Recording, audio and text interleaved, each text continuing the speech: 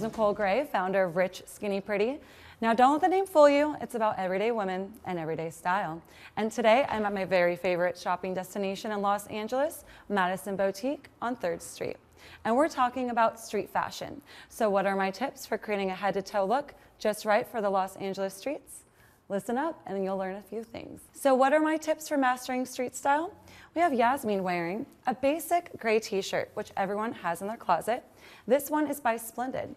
We add a little something by pairing it with a denim jacket by J Brand. This adds contrast and texture. Here's the real key to this look.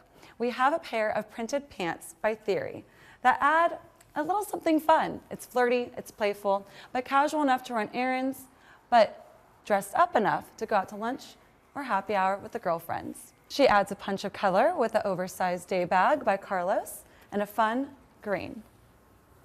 She adds a little fun detail with a pair of sunnies by Dita. She's going to complete her casual style with a pair of flats by Chloe. And there you have it. Here's a LA style look made just right for the streets. But what's great is it's street style that's made just right for any town that you live in. It really translates anywhere. Thanks again for joining me. I'm Nicole of Rich Skinny Pretty. We'll see you next time.